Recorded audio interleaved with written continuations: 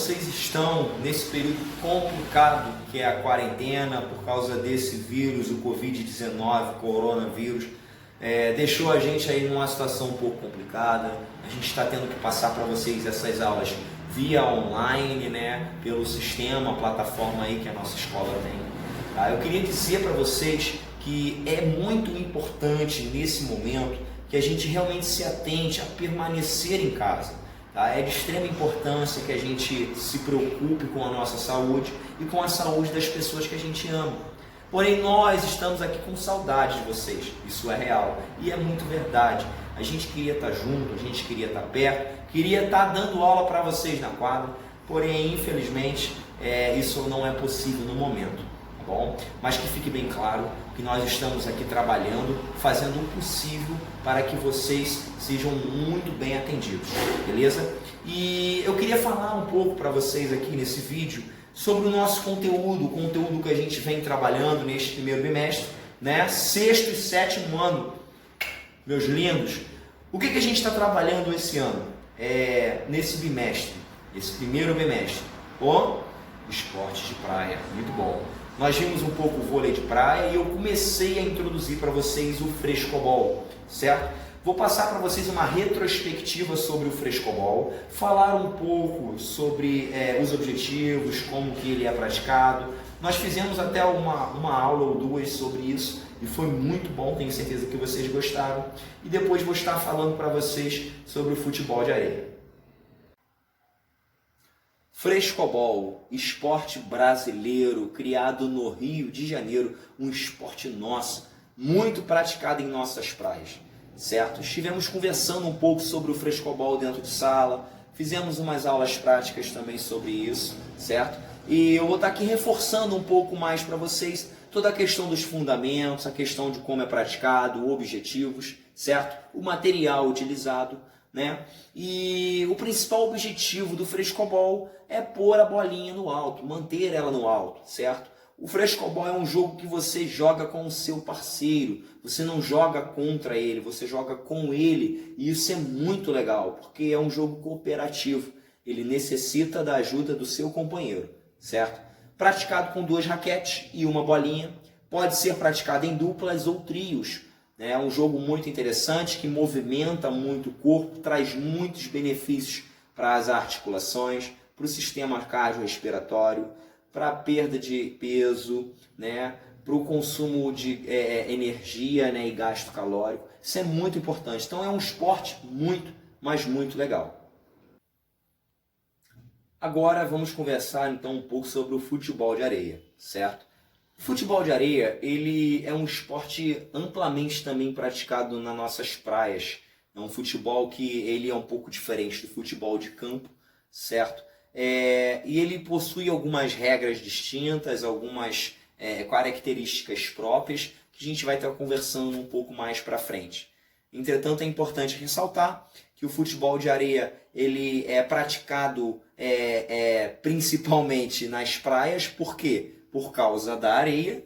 E essa areia, ela não é qualquer areia, ela precisa ser uma areia específica, um pouco mais grossa, para que você realmente tenha ali um pouco mais de facilidade até de praticar o esporte e também preservação dos atletas. Então, pessoal, falando um pouco sobre a parte histórica, né, do futebol de areia, a gente precisa destacar que o futebol de areia ele chegou no Brasil aqui pra gente em 94, através de um evento organizado pela TV Globo chamado Mundialito de Beach Soccer. E a partir daí ele explodiu nas praias brasileiras e começou realmente a ser praticado assiduamente por nós brasileiros, certo?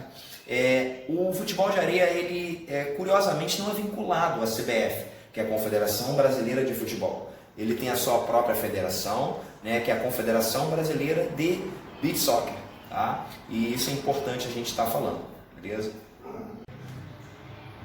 Regras, muito importante isso, pessoal. A gente precisa conhecer as regras desse desporto, certo? Então, primeiro a gente tem que falar um pouco sobre a quadra. A quadra do futebol de areia, ela tem aí em média de 35 a 37 metros de comprimento por 26 a 28 de largura. As equipes são compostas por 5 jogadores, diferente do futebol de campo. 5 jogadores, sendo que desses 5 jogadores, um é o goleiro. Tá? O banco de reservas pode também ter 5 jogadores e não existe limite de substituição, o que é importante ressaltar, já que no futebol de campo nós temos aí 3 substituições normalmente nas competições, certos oficiais. E é muito importante a gente destacar que os jogadores, eles jogam descalços, tá bom? É pé na areia, beleza? Beleza, introduzimos então a questão do futebol de areia, um pouco do contexto histórico, falamos um pouco sobre as regras. Agora eu queria destacar para vocês os fundamentos principais do futebol de areia. Tá? Os fundamentos são bem parecidos com os fundamentos até do próprio futebol de campo ou do futebol de quadra. Nós aí temos o passe, a finalização, nós temos a marcação, nós temos alguns outros fundamentos muito importantes e utilizados, que é o drible, certo? E a gente vai estar falando um pouquinho sobre cada um deles. O primeiro fundamento que eu quero trabalhar com vocês é o passe. O passe é o ato de você passar a bola para o controle de um companheiro seu de equipe. Você pode fazer este movimento com algumas partes do seu corpo. Pode ser com os pés, pode ser com a cabeça, pode ser com o peito. O que você não pode fazer, salvo o goleiro, é passar a bola para um companheiro com as mãos, ok? Primeiro é o passe. Segundo, controle de bola. O controle de bola é muito importante. O controle de bola é simplesmente você ter a bola em sua posse, podendo movimentar ela para onde você quer ir. Isso se chama controle de bola. Então o controle de bola ele pode ser feito também com algumas partes do seu corpo. Os pés, pode ser feito com a cabeça, pode ser feito com a coxa, só não pode ser feito com as mãos, ok? Outro fundamento muito importante no futebol de areia e também nos outros desportos, que são futebol de quadra e futebol de campo, é a finalização ou chute. A finalização, ela tem um intuito de você marcar o gol, o que é realmente o principal objetivo do jogo, que é fazer o gol e vencer a partida, porque vence a partida a equipe que tiver mais gols, ok? Então a finalização ela também pode ser feita com algumas partes do seu corpo, pode ser feita com os pés, pode ser feita com a cabeça, que se chama cabeceio ou cabeçada, pode ser feito com a coxa, pode ser feito com o peito, pode ser feito com o calcanhar, já é uma variação um pouco mais complicada, mas pode também. O que não pode ser feito é o arremesso com as mãos, salvo o goleiro, ok? O último fundamento que eu queria falar para vocês é o drible. Drible ou finta, existe uma diferença um pouco até grande em relação a driblar e fintar. Por quê? Porque o drible e a finta têm o mesmo objetivo, que é ludibriar o adversário. Porém, o drible ele é feito com a bola em sua posse. Você dribla o adversário com a bola em sua posse. Já a finta, ela é um drible, porém de corpo. Você está sem a bola e você consegue ludibriar o adversário, ou seja, sair da marcação apenas com um jogo de corpo.